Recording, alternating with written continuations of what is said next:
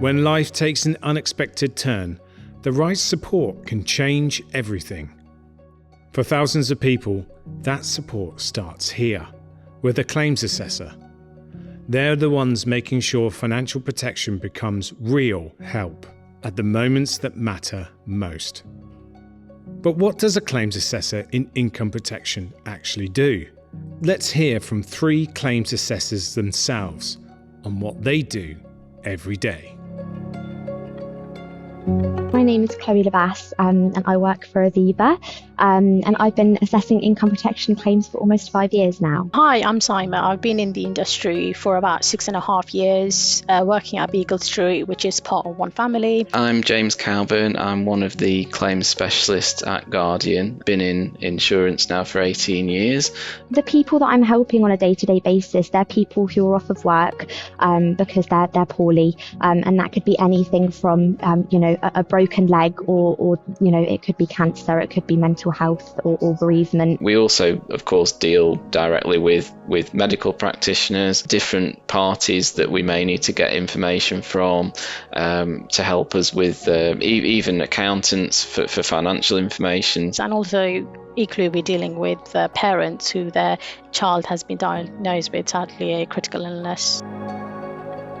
At the start of a claim, I've got to decide, what evidence do I need? I start by grounding myself in facts. I look at the policy terms, the medical evidence, and any supporting documents supplied by the claimant. I also remind myself there's a person behind that paperwork, so I try to understand their situation, what they're going through, what they need. Usually the first part of the claim, we would get notified and speak to the person over the phone, so we try and do as much over the phone as we can rather than sending forms out. What that call also does is reassures the claimant that they're in good hands, and then that claim is being looked after by people who actually care. It might be looking at financial information and seeing whether or not I need to get through more to evidence that income before going off of work. It could be looking through the medical information. Have I got enough? Do I need another call with the customer to understand more? People don't realise is actually each claim is tailored depending on what the situation is. And the people we help are often going through really incredible tough times. Some are grieving, some are navigating life-changing diagnoses, and some are just trying to understand what support they're entitled to. Do I need to speak with our rehabilitation team? Is there anything that we can do here to help a customer get back to work, maybe if they're already in claim? For me, the key decision that I make is whether we pay or decline a claim, and that may sound so simple, but it's rarely black and white. I look at medical reports, policy wordings, specialist opinions, reinsurance support to make sure we're fair and thorough in our decision-making processes. In terms of obtaining evidence, we have templates, so we have GP reports that we're kind of issuing on a daily basis. Reports maybe from rehab specialists, even financial records, things like accounts, tax returns, pay slips. Your occupational health involved, for example, at work, is that report going to be helpful for us? Marriage certificates, death certificates, etc., depending on the type of claim that we're dealing with. If they're seeing another specialist, maybe a physiotherapist, for example, you might get a report from them as well.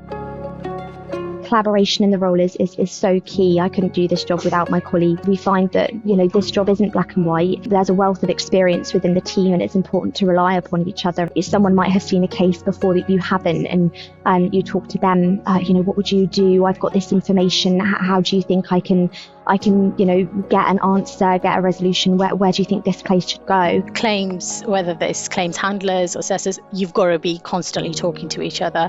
And likewise, we are constantly in touch with GPs, consultants, coroners, and also our reinsurers, because whilst we might not have that answer, the reinsurers are there as a backup to give you that help and support. And we've got the rehabilitation team as well. On some of our cases, we want to be able to look at, in all of our cases, we care about the customer getting back to work, but in some of the cases when a customer is in claim, what support could we offer? Are we able to look at counselling or physiotherapy, for example? That's something to be considered on cases. And for us, collaboration is not just about ticking boxes, it's about making sure we're supporting claimants in the right way. you do really get the extreme from one end to the other in terms of emotions. I mean, obviously I have to make difficult decisions. Sometimes there are decisions that people don't want, and maybe news that they don't want to hear. It's a hard job.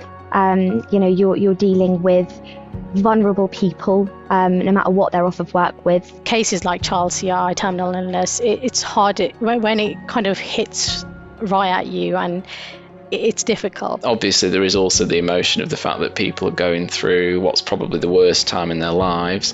For all claims assessors, paying claims, that's what we are here to do. We want to pay every claim, and when we find a decline, or when we have to decline, it is devastating. And you connect with your customers, you build a relationship with them from the start of the claim to the end. You're talking to them regularly, and our case assessors, myself, we all have a great deal of empathy. We want to support every claim, and it's not always possible, and that can be really hard. What I try and do is compartmentalize to sort of try and help it not affect me personally. And even if you are able to support, you're still listening to someone's real struggles and having that sort of connection to them. It's challenging. But of course, you've got the other end, which is being able to agree someone's claim, and that relief when you make that phone call, hearing that relief in their voice, when they tell you what they're going to be able to do, maybe pay their mortgage off. You get that real satisfaction from being able to do these things for people,